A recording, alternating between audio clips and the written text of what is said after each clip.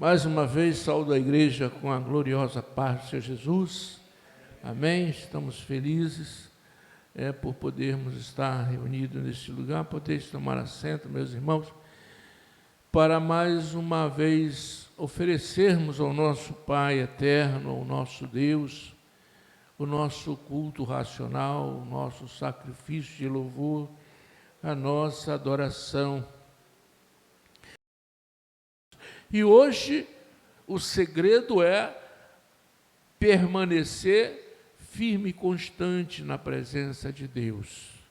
Eu quero compartilhar com a igreja no texto em que nós lemos, aqui na primeira carta de Pedro, glórias a Jesus,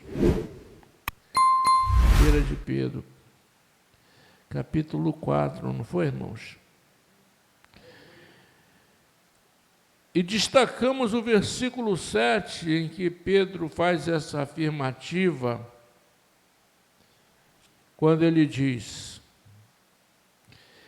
1 de Pedro, capítulo 4, versículo 7, e já está próximo o fim de todas as coisas.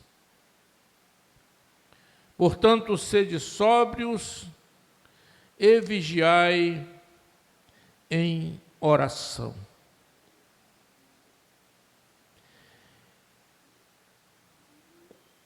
Pedro escreveu essa carta há bastante tempo, quase 12.000 anos atrás, né?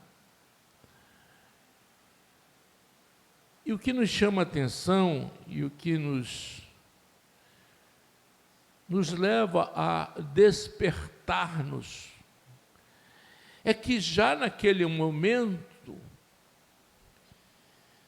Pedro anunciava que estava próximo o fim de todas as coisas. O que é isso, pastor? O fim de todas as coisas? E gerações e mais gerações nasceram e partiram. A geração de Pedro já foi. E as outras gerações também já foram. Vivemos hoje no século 21. Somos uma geração privilegiada, ainda que muitos de nós não compreendam com clareza a grandiosidade dessa geração. Eu me lembro que logo que me converti a Cristo, lá pelos anos de 96, 97, eu ficava pensando assim, mas como será o fim? O fim, porque a gente ouvia muito falar do fim do mundo, do fim das coisas, né? Eu confesso que eu li o Apocalipse e eu senti arrepios, eu tinha medo. Falei, meu Deus, mas quantas coisas terríveis, né? Irmãos, o Apocalipse não é para nos trazer medo, não. O Apocalipse é para avivar a nossa esperança.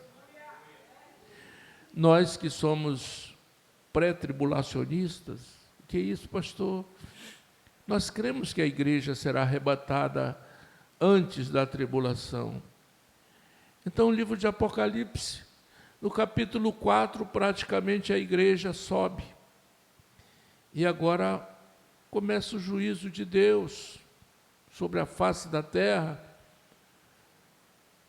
E mais um pouco à frente, Deus vai tratar especificamente com o seu povo, com a nação que Ele escolheu e que não deu crédito à sua palavra no que diz respeito ao Messias, ao Mashiach. a promessa de Gênesis 3,15, se não me falha a memória. Da semente da mulher, será aquele que haverá de esmagar a cabeça da serpente. Oh, glória!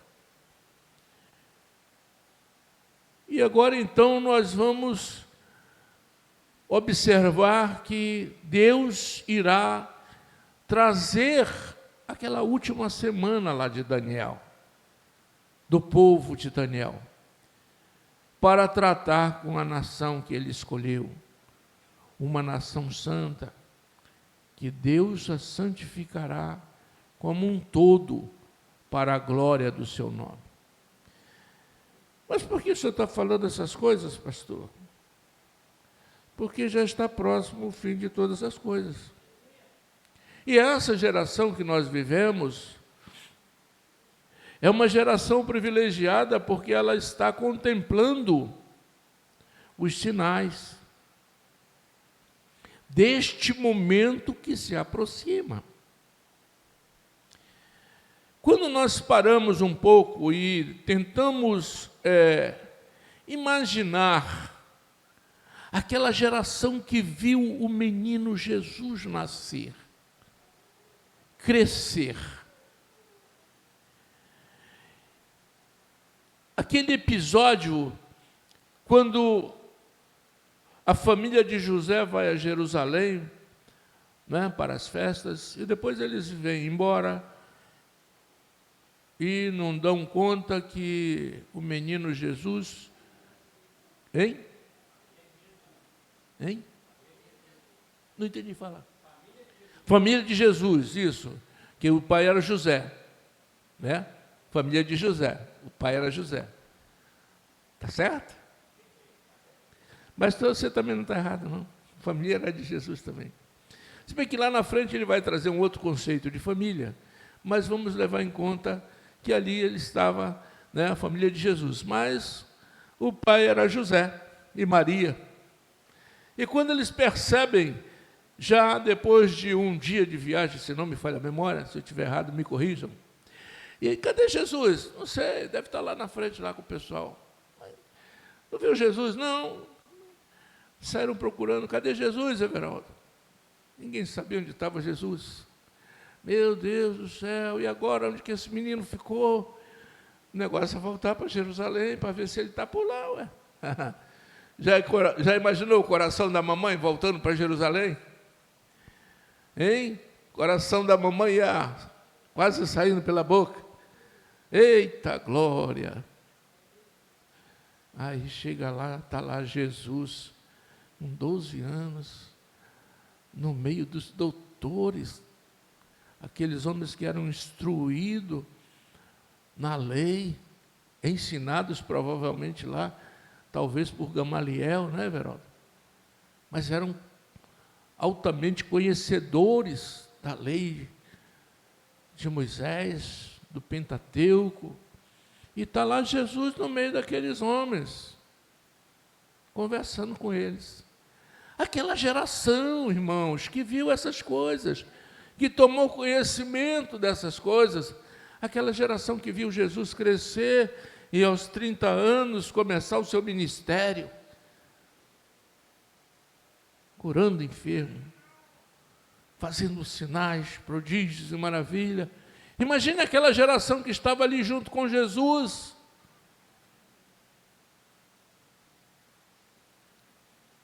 Vendo todas essas coisas acontecerem. Mas para muitos aquilo não tinha a conotação que deveria ter. Principalmente para os judeus. Porque depois foi aquele povo que em um sobrado pediu que Jesus fosse crucificado. Crucifica-o, crucifica-o, crucifica-o. Foi aquela mesma geração que muitos olharam para ele na cruz e diziam: mas tu não dizia que era o Filho de Deus?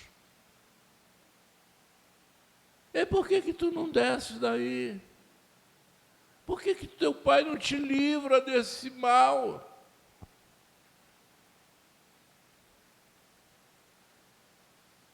Mas não é disso que nós queremos falar. Nós estamos apenas relembrando um pouco o que uma geração vive, o que ela pode presenciar, o que ela pode assistir, no decorrer desse tempo que está chegando ao fim. Esse tempo existencial, como nós vemos, se bem que ainda falta o milênio, né, irmão Everaldo? Ainda falta o milênio aí. Mas é outra história. Não é da forma como nós estamos vendo hoje, como os nossos olhos estão contemplando nesses dias em que nós estamos vivendo nesta terra. A cada dia acontecem coisas que ficamos estarrecidos, assustados. A cada dia, os noticiários trazem informações, fatos e acontecimentos que nós dizemos, meu Deus, mas como estas coisas podem estar acontecendo? A que ponto o coração do homem chegou? A que nível degradante a sociedade chegou? Mas é a geração que nós estamos vivendo. Essa é a geração que viu a figueira florescer. Oh, aleluias! E é para esta geração que Pedro quer verdadeiramente trazer essas informações, porque já está próximo o fim de todas as coisas. E em seguida ele vai dizer, portanto, sede sóbrios e vigiai em oração. Nós sabemos de forma clara, e por crermos na palavra de Deus, que tudo vai acontecer conforme está estabelecido na palavra do Senhor. Existem muitas pessoas que não creem,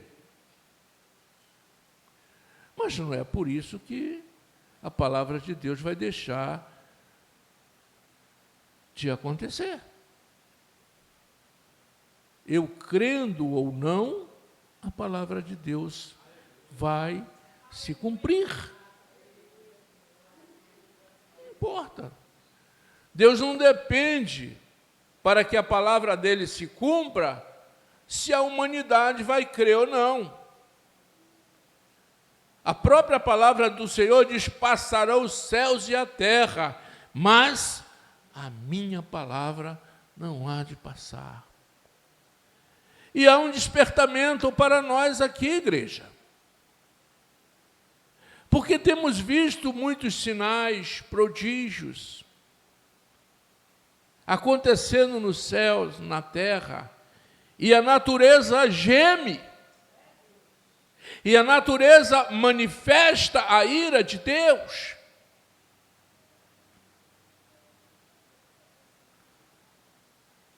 As abominações têm acontecido de forma cada vez mais frequentes e agressivas. A humanidade tem se portado de uma maneira totalmente aversa aos padrões do Deus Criador de todas as coisas, dos padrões de moralidade, de equidade. A injustiça, ela tem se alastrado de uma forma tão terrível. Preste atenção, meu irmão, na palavra do Senhor.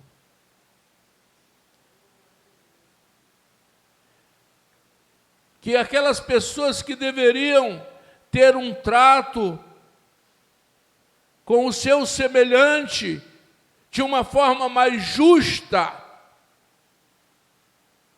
com mais equidade, para defender o oprimido, o necessitado. São essas pessoas, muitas das vezes, que estão afligindo muito mais o ser humano, porque não têm temor a Deus, porque não compreendem o plano de Deus. Quando olhamos aqui para essa epístola, no versículo 4, no capítulo 4, perdão, Pedro vai dizer assim: ora, pois, já que Cristo padeceu por nós na carne, armai-vos também vós com este pensamento,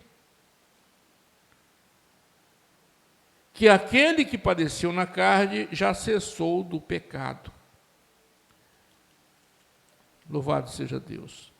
Para que no tempo que vos resta na carne, não vivais mais segundo as concupiscências dos homens, mas segundo a vontade de Deus. Oh, glória, aleluia. Pedro nos leva a entender que há um plano, há uma vontade a ser estabelecida.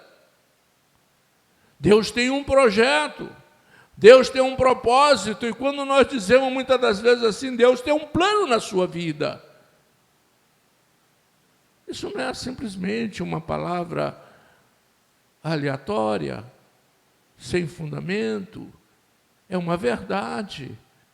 Deus tem um plano na vida de cada um dos irmãos. Nós temos aqui instrumentistas que tocam baixo, tocam teclado, tocam bateria, tem guitarrista que toca guitarra, toca violão, desafina o teclado.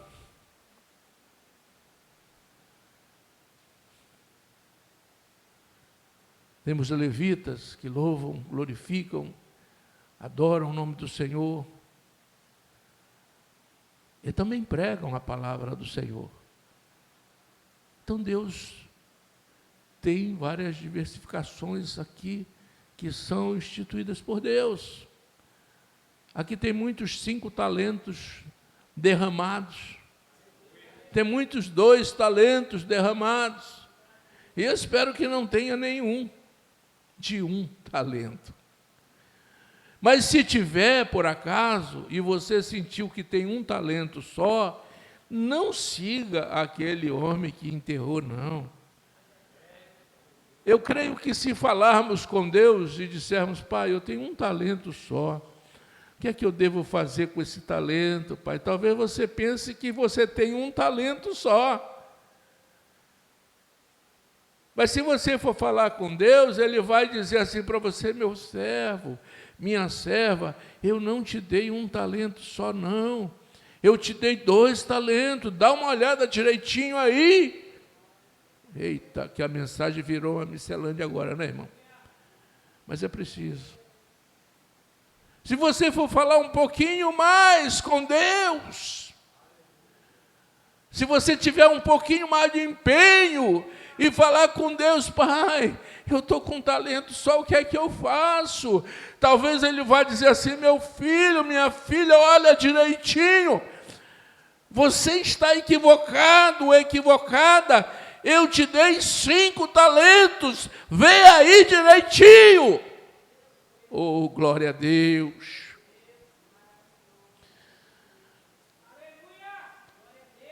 É segundo a vontade de Deus, irmão. O que é que Deus tem estabelecido para você, para nós? Qual é o plano, qual é o propósito, qual é a boa e agradável vontade de Deus para a sua vida, para nossas vidas? Que servirmos a Ele com fidelidade, com integridade, e perseverando, igreja. O segredo é perseverar.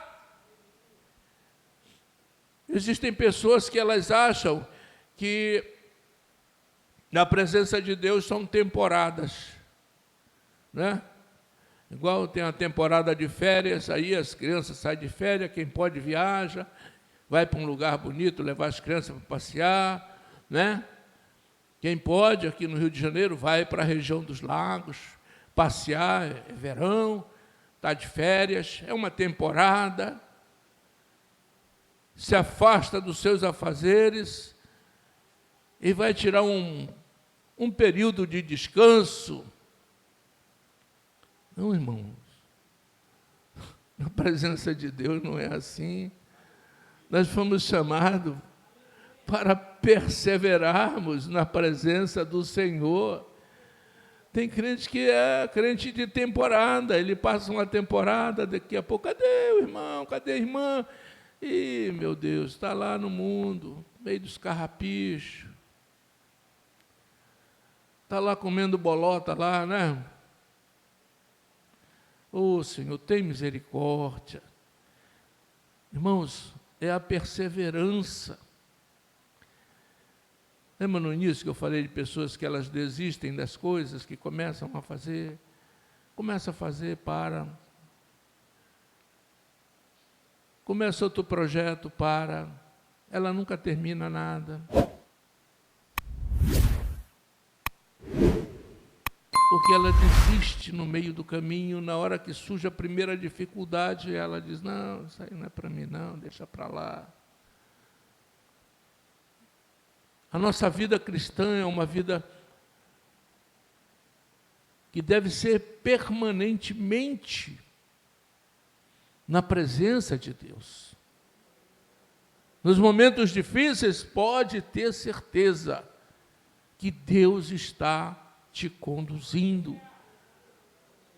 Pai, mas as coisas estão difíceis. Sim, meu filho, tão difíceis, mas continua me glorificando, continua me adorando, continua louvando o meu nome, porque eu vou te dar a vitória. Se você persevera na presença de Deus, você vai atravessar aquele momento difícil, aquele deserto, aquela situação.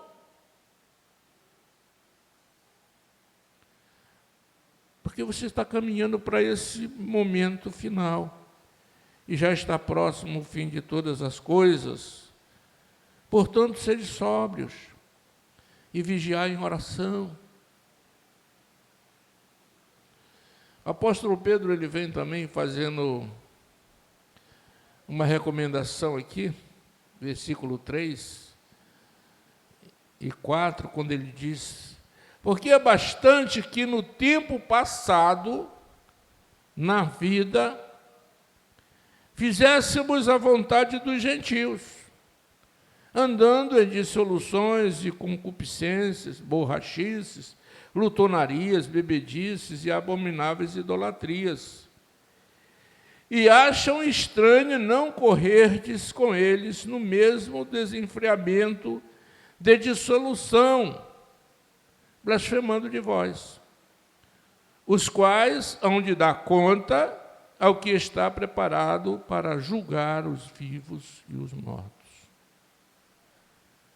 Outrora, quando vivíamos lá no pecado, isso eu falo para aqueles que experimentaram as bolotas, porque para vocês que nasceram num berço esplêndido, aonde papai e mamãe todo dia orava lá na beira do seu berço, consagrando vocês ao Pai, dizendo: Pai, aqui está esta criança, que eu coloco em tuas mãos, e que rogo que tua mão esteja sobre ela. Aquele pai e aquela mãe que intercediam pelos seus filhos, para que crescessem na presença do Senhor. Aquele pai e aquela mãe que testemunhavam do poder de Deus, mostrando para aquele jovem, para aquela jovem, que o melhor lugar é na presença de Deus. Estes foram privilegiados. Mas para aqueles que comeram bolota lá, foi duro, foi terrível. Aqueles que foram escravizados por Satanás e pelo homem, por ignorância, por não conhecer a verdade, mas que um dia, pela misericórdia de Deus, chegaram à presença do Pai. Aleluias! Estes sabem exatamente o que é uma vida lá no mundo, na escravidão do pecado. E olha que não sabíamos nem qual era o salário do pecado. Vivíamos no engano, na mentira, na idolatria, enxafurdados, como diz lá no norte, no pecado, e não tínhamos noção que o salário do pecado é a morte. E não é só essa morte física, é a morte eterna. É aquela morte que leva o homem lá para o abismo, para o domínio das trevas, aonde a Bíblia diz que o bicho nunca morre. Oh, aleluias! Mas o apóstolo Pedro está nos despertando e nos alertando aqui, amados irmãos, para que nós venhamos verdadeiramente dar ouvido àquilo que Deus tem falado conosco. Eu amo as cartas do Apocalipse, todas elas. Mas eu peço a Deus que faça conosco semelhante a Filadélfia. Filadélfia. Não tinha riqueza, não era aquela igrejona pomposa, né? E o texto até fala que ela tinha pouca força. Aleluias, mas ela estava guardada pela mão poderosa do Senhor.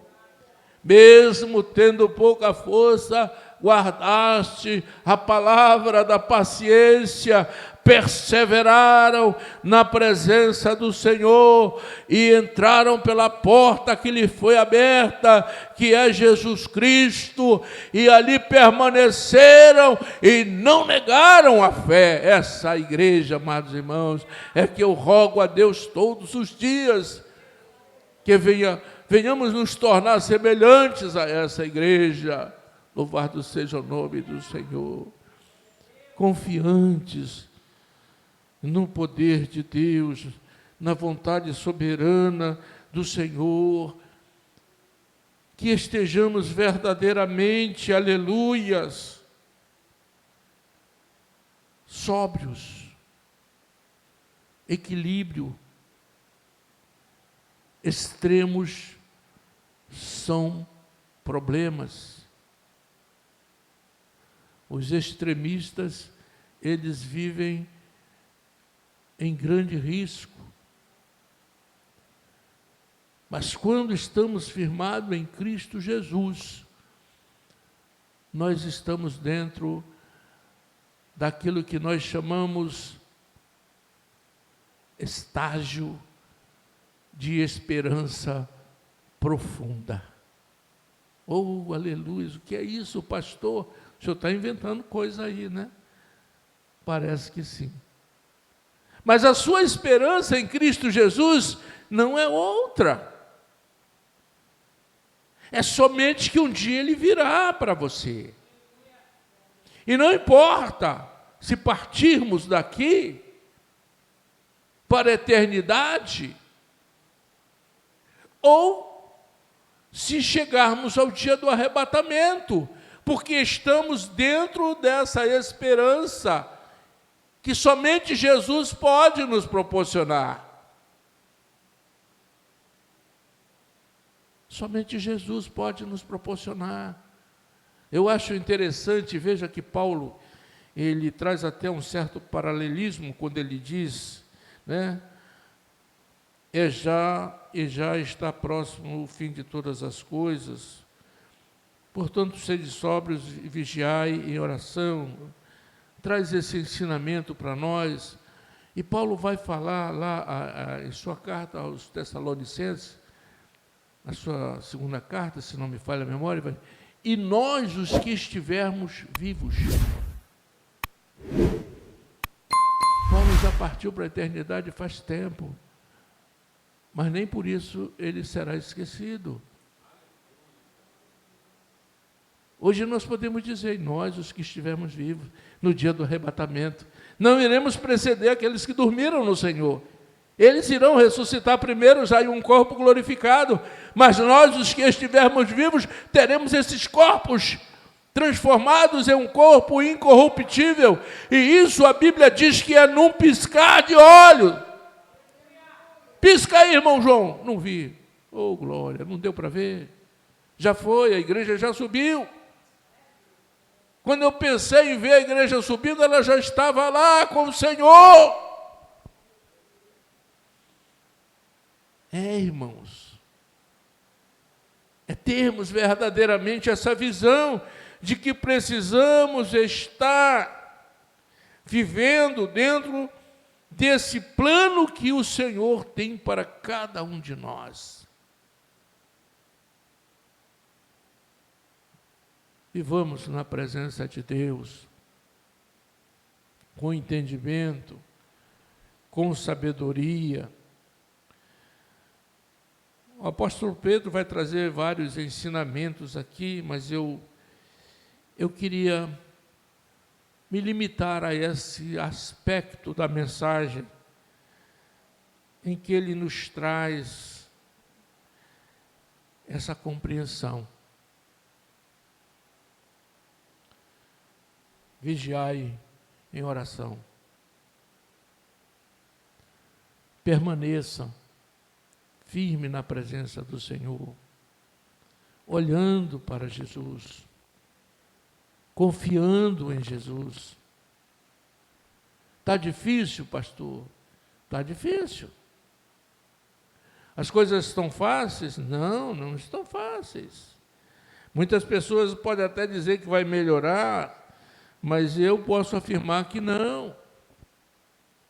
Pelo que nos mostra as Sagradas Escrituras, nesse primeiro momento, não vai melhorar.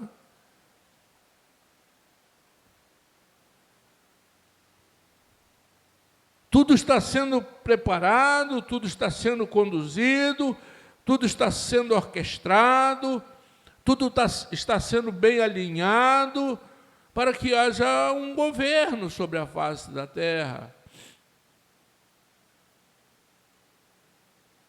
Que nós sabemos, através das Sagradas Escrituras, que é o governo da iniquidade, do iníquo, do homem do pecado,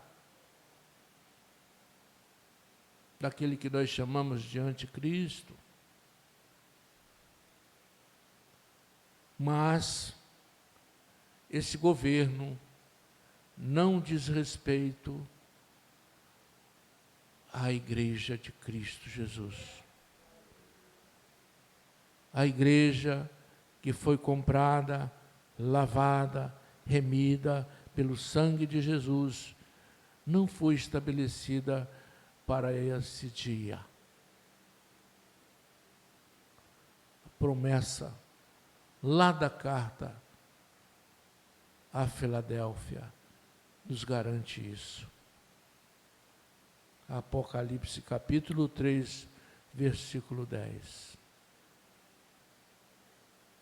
Como guardaste a palavra da minha paciência, eu também te guardarei da hora da grande tentação que virá sobre a face da terra. Desse momento de grande tribulação. Então, o segredo da vitória, meus irmãos, é perseverarmos, é não retrocedermos, é olharmos verdadeiramente para Jesus e deixarmos que o seu Espírito venha nos guiar, nos conduzir de acordo com a vontade do nosso Pai Celestial. Amém, igreja? Louvado seja Deus. Que essa palavra ela possa ser bem arraigada em nossos corações e nos fazer entender essa vontade soberana do nosso Deus para todos nós. Louvado seja o nome do Senhor. Glórias a Jesus. Que Deus continue abençoando a todos os irmãos.